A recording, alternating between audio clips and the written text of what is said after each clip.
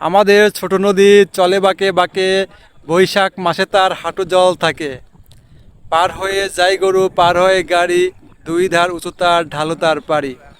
চিকচিক করে বালি, কোথায় নাই কাদা, এক ধারে কাশবন ফুলে ফুলে সাদা। কিচিরমিচির করে সে তার শালিকের ঝাঁক, রাতে ওঠে থেকে থেকে শিয়ালের হাঁক। তীরে তীরে ছেলে মেয়ে নাইবার কালে, গামছায় জল ভরে গায়ে তারা ঢালে। সকালে বিকেলে কবু না হলে পরে, আঁচল ছাকিয়া তারা ছোট মাছ ধরে। আষাঢ় বাদল নামে নদী ভরা, নদী ভর আষাঢ় কি ও আষাঢ় বাদল নামে নদী ভরো ভরো, মাতিয়া ছুটিয়া চলে ধারাখর তর। দুই কূলে বনে বনে পড়ে যায় সারা, বর্ষার উৎসবে মেতে ওঠে পাড়া। এইটা হচ্ছে সেই আমাদের ছোট নদী, অর্থাৎ আমাদের গ্রামের ছোট নদী। তো অনেক দিন পরে এখানে আসলাম। তো শৈশবের দিনগুলো এখানে অনেক কাটাইছি। যখন লেখাপড়া করতাম সেই সময় এখানে মাঠে মানে বাবা দাদার জমি ছিল, চাষবাস হইতো। সেই সময় এখানে প্রচুর পরিমাণে আসতাম। তো প্রায় এখানে আজকে 2 বছর পরে বা 2-3 বছর পরে আসলাম, এর আগে আসা হয়নি।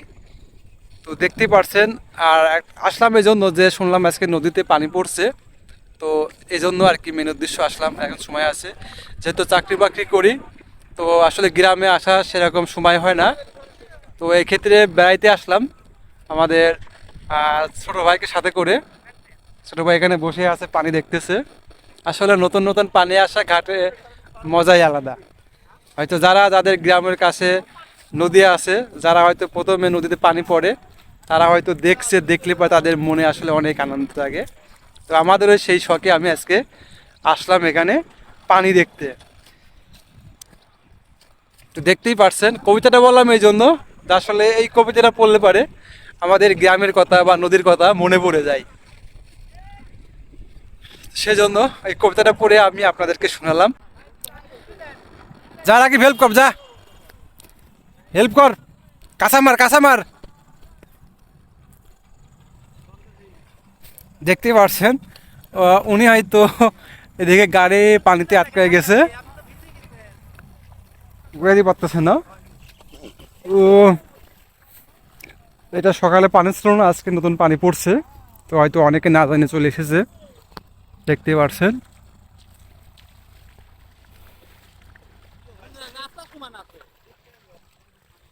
ভালো তো গেড়ে গেছে।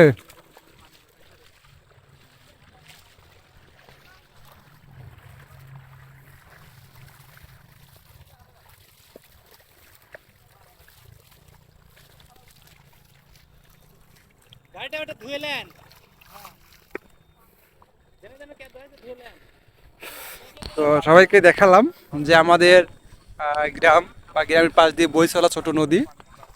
আসলে ছোট নদী না, এটা অনেক বড় নদী, পদ্মা নদী। তো পদ্মা নদীর এটা শাখা। এখন যেহেতু পানি হয়নি, তো পানি যেহেতু হয়নি সেই জন্য বড় হলেও বোঝা যাবে না, এটা ছোট, অনেক বড় নদী। পরিস্থিতির শিকার হয়ে ছোট হয়ে গেছে। হ্যাঁ, এটা এখন পরিস্থিতির শিকারে না, আসলে এটা কি বলবো। যাই হোক, দেখেন হয়তো পানি আইছে, নতুন পানি আসছে, তো আজকে পড়ছে। পাশে অনেকে সবাই দেখতে আসছে যে পানি আসলে কেমন। তো যাদের গ্রাম আছে পাশ দিয়ে বয়ে চলা নদী আছে, তারা হয়তো প্রথম প্রথম পানি আসলে তাদের মনের আনন্দটা কেমন লাগে, তো সে বুঝতেই পারবেন। আমি বলে আর বোঝাইতে পারবো না। যখন আমার মনটাই পানি দেখে উৎফুল্ল হয়ে গেছে, কারণ আমি যখন এই সময়ে মাঠে চলছি বা গাঙে এখানে কত গোসল করছি ছোটোকালে। এখন তো আসলে চাকরি জীবনে ঢুকে আর আসা হয় না, বেড়ানোর সুযোগও পাই না। সেজন্য একটু ভিডিও করলাম। দেখেন কত সুন্দর, আসলে প্রকৃতিটা গ্রামে অনেক সুন্দর লাগে। যারা গ্রামের বসবাস করে তারাই হয়তো বুঝতে পারবে গ্রামের কি মজা। শহরে তো চার দেয়ালের বন্দি, আসলে কোনো কিছু ভালো লাগে না। দেখতেই পারছেন যে আসলে নদীটা কত সুন্দর। আমি আসলে এখানে আসি অনেক এক্সাইটেড, কারণ খুব ভালো লাগছে, অনেক দিন পরে এসলাম। আবার এখানে আমাদের পাশে সৌরবিদ্যুতের প্যানেল হচ্ছে 100 মেগাওয়াট, প্যারামাউন্ট হোল্ডিং লিমিটেড কর্তৃক। তো এখানে যে বিদ্যুতের পিলার করা হয়েছে স্টিলের, এই পাশে দেখা যাচ্ছে পিলার করা আছে। তো সন্ধ্যার আগ মুহূর্তে আমি চলে এসেছি, এটা হচ্ছে আরেকটা বলি। আর আমার এই পাশটা হচ্ছে, আমি যে এটাতে স্ক্রিনে দেখতে পাচ্ছেন, এটা হচ্ছে পাবনার মধ্যে। আর এই পাশটা হচ্ছে নদীর, এই পাশটা হচ্ছে কুষ্টিয়ার মধ্যে।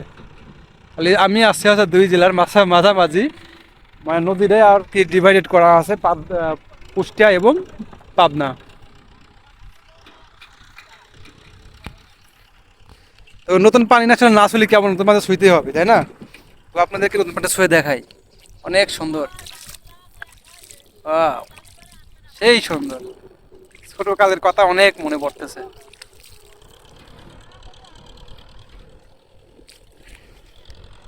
রাকিব, তাহলে চলো যাই।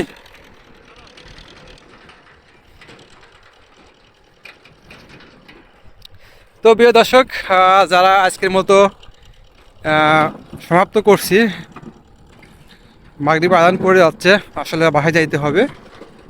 তো যাই হোক, পরবর্তীতে যদি কখনো আসার সুযোগ পাই, তাহলে আপনাদেরকে সম্পূর্ণ এসে আবার দেখাবো যখন নদী ভরে যাবে, যদি আসার তৌফিক আল্লাহ দান করে। তো সবাইকে আপনাদেরকে দেখাবো আসলে নদীটা কেমন। যে কবিতাটা পড়লাম, আমাদের ছোট নদী, তো সম্পূর্ণ এর সাথে মিল আছে।